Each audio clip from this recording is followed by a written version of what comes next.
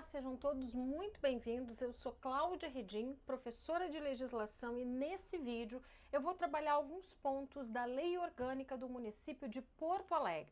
Antes de começar, quero dizer que hoje é um motivo de muita alegria, porque nós alcançamos 16 mil inscritos no nosso canal, 16 mil pessoas focadas em concursos municipais, e aqui no nosso canal quero convidar você, se você não é inscrito, a se inscrever. Você vai encontrar vídeos que vão desde como estudar para concursos municipais até vídeos sobre legislação federal e municipal. Você vai ter muito conteúdo para se preparar com qualidade para concursos municipais. Ainda quero convidar você a se inscrever, a me seguir lá no Instagram, @CláudiaRedim, aonde lá você vai ter acesso a cadernos de questões comentadas, direcionados por banca, para que você possa aperfeiçoar ainda mais a sua preparação para concursos municipais, se tornando um especialista na banca organizadora do seu concurso.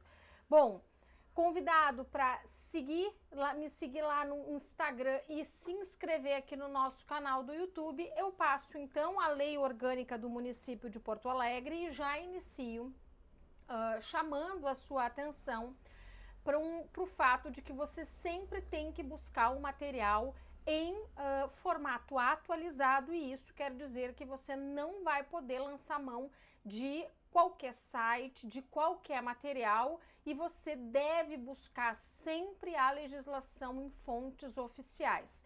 Em se tratando de legislação municipal, a nossa fonte oficial é o site da Câmara de Vereadores do município. No nosso caso, eu tô na Câmara de Vereadores, no site da Câmara de Vereadores de Porto Alegre, fui em legislação e em legislação busquei então a Lei Orgânica do município, porque assim eu vou ter a garantia de que eu estou trabalhando com um material atualizado. Eu quero destacar alguns pontos que despencam em provas de concurso municipal e já chamo a sua atenção para esses primeiros artigos, os princípios gerais, porque eles são um caso de artigos que despencam em concursos públicos. Primeiro, o artigo 1º, ele vai trazer informações muito importantes. A primeira delas é que o município de Porto Alegre classifica-se como uma pessoa jurídica de direito público interno. A natureza de direito público e interno é muito importante, porque o examinador pode fazer algumas modulações para lhe confundir. Importante, pessoa jurídica de direito público externo é a República Federativa do Brasil. Os municípios são dotados de autonomia e são, portanto, pessoas jurídicas de direito público interno. Além disso, soberana é a República Federativa do Brasil. E os municípios são entes autônomos e possuem uma tríplice autonomia. Uma autonomia que é política, porque elegem os representantes dos poderes legislativo e executivo. Uma autonomia que é administrativa, no momento em que tem a prerrogativa de organizar-se administrativamente, e financeira, porque vai ter inclusive uma competência tributária, e leis orçamentárias de iniciativa do Poder Executivo, que vão organizar e planejar o orçamento e, principalmente, o custeio de serviços públicos essenciais. Pelo princípio da simetria, o conteúdo da lei orgânica precisa ser coerente, precisa estar em simetria com o conteúdo da Constituição Federal, que está lá no ápice do nosso ordenamento jurídico, dando as diretrizes e balizando toda a legislação e a Constituição estadual. O parágrafo único vai nos dizer da fonte do poder, reproduzindo o texto constitucional. O poder emana do povo do município de Porto Alegre, que possui, portanto, a prerrogativa de eleger os seus representantes nos termos da lei orgânica. O artigo 2º, ele não pode ser subestimado, é uma questão clássica de concurso municipal. São poderes do município o poder legislativo e o poder executivo. A pegadinha do examinador é inserir o poder judiciário como um dos poderes do município. O fato do município ser sede de comarca, possuir fórum, não é a mesma coisa que afirmar que o poder judiciário é um dos poderes do município. Então, são poderes do município, o legislativo exercido pela Câmara de Vereadores e o poder executivo chefiado pelo prefeito e vice, auxiliado pelos secretários municipais. Muito cuidado com artigos como o 4º e o 5º.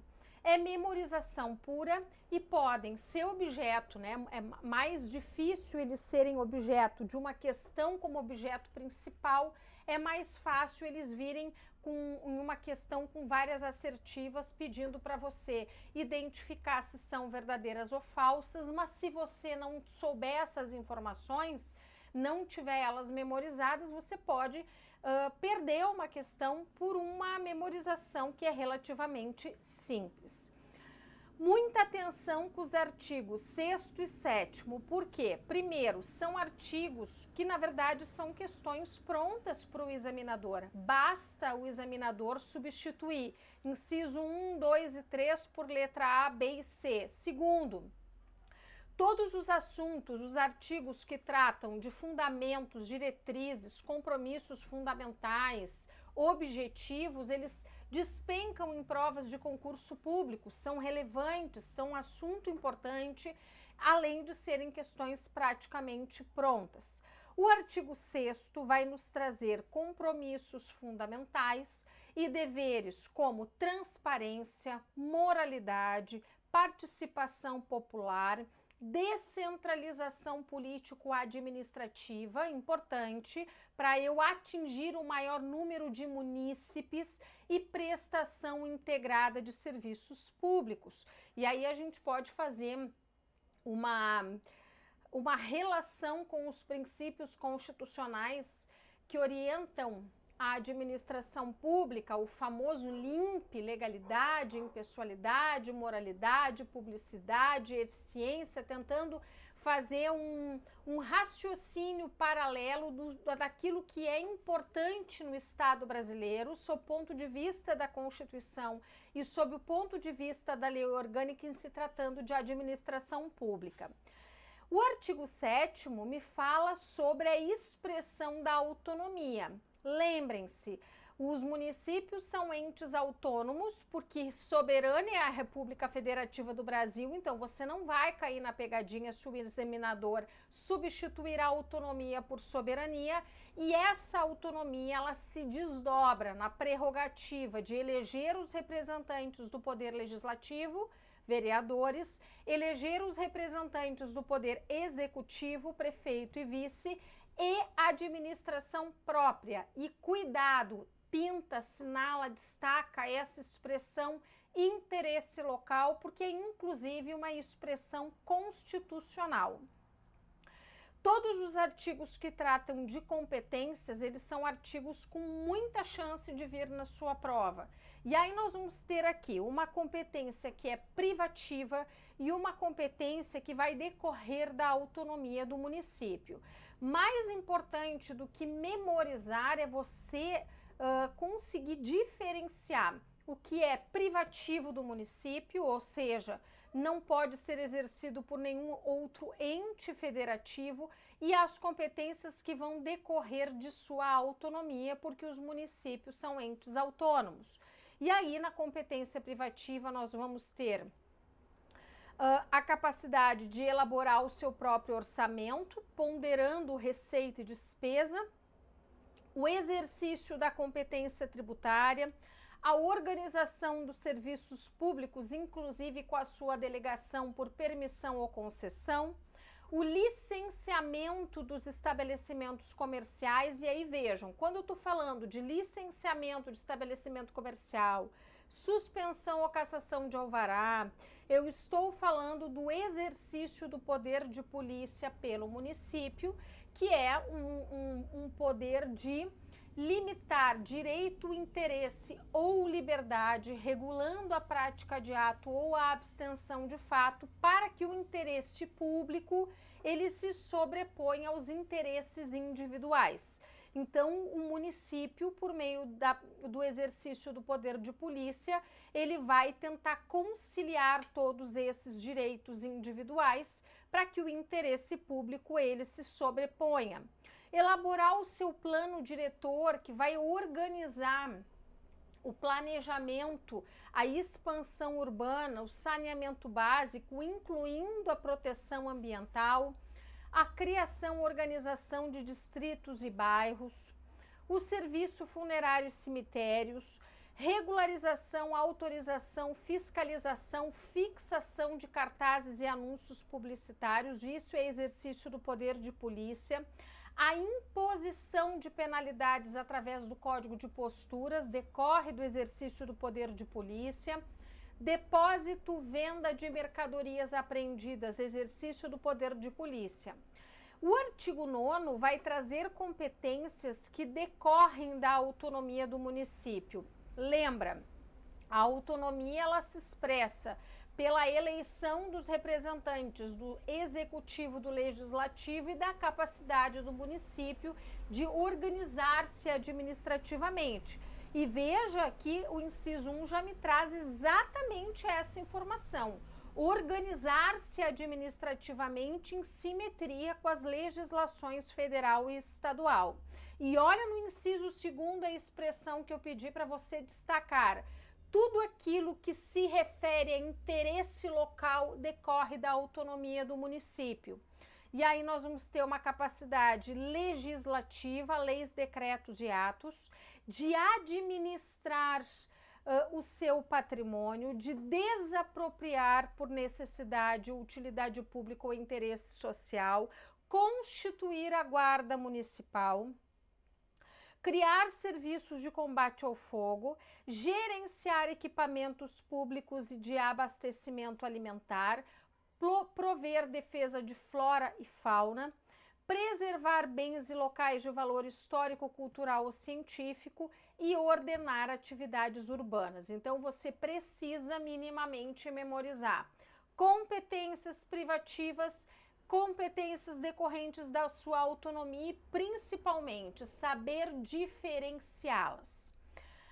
Avançando mais um pouquinho, eu quero chamar a sua atenção no que se refere aos artigos que tratam dos bens públicos municipais, que é o acervo patrimonial do município vai ser composto por bens imóveis, bens móveis, semoventes, que é tudo aquilo suscetível de movimento próprio, e aquilo que é imaterial, direitos e ações. Então, uma questão pode justamente lhe questionar sobre isso. O que compõe o acervo patrimonial do município? E o artigo 12 trata da alienação dos bens municipais, e aí eu quero chamar muito a sua atenção para as formalidades que são exigidas em lei. E aí, quando eu estiver falando tanto de imóveis quanto de imóveis, eu vou exigir 2 requisitos: interesse público devidamente justificado e prévia avaliação. Interesse público devidamente justificado e prévia avaliação. Isso é comum tanto para bens imóveis quanto para bens móveis. Mas aí nós vamos ter diferentes critérios e exigências. Em se tratando de bens imóveis, eu, além de interesse público justificado e prévia avaliação, vai ser exigido ainda autorização legislativa pela Câmara de Vereadores e concorrência pública dispensada em casos de permuta. Em se tratando de imóveis, a lei vai me falar não um tipo de licitação, vai falar uma modalidade de licitação, perdão, vai me falar apenas de licitação, que também estará dispensada nos casos de doação. Avançando mais um pouquinho, eu quero chamar a atenção para o artigo 17, que é um artigo que costuma despencar em provas de concurso, porque vai trazer os princípios que orientam a administração pública direta, e aí município, secretarias, e indireta, autarquias, fundações, sociedades de economia mista e empresas públicas, pessoas jurídicas com personalidade jurídica própria, patrimônio próprio, mas que vão sofrer um controle finalístico da administração direta. A administração pública, tanto direta quanto indireta do município, observará, e aí o examinador pode lhe exigir o conhecimento, pode, numa questão, exigir que você identifique quais dos princípios estão previstos na lei orgânica, pedindo, por exemplo, para você identificar algum que não esteja. Então, veja, legalidade, moralidade, impessoalidade, publicidade. Isso é comum à Constituição Federal. Isso está lá no LIMP.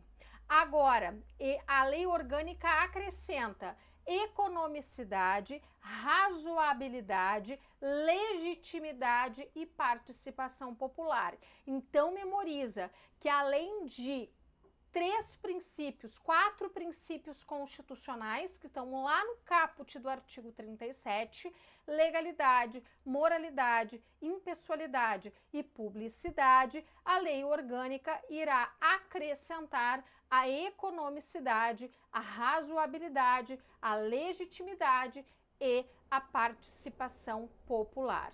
Finalizamos aqui a nossa primeira aula da Lei Orgânica do município de Porto Alegre. Espero que essa aula lhe ajude muito a compreender a sistemática da Lei Orgânica. Eu agradeço a sua companhia e te aguardo na próxima aula.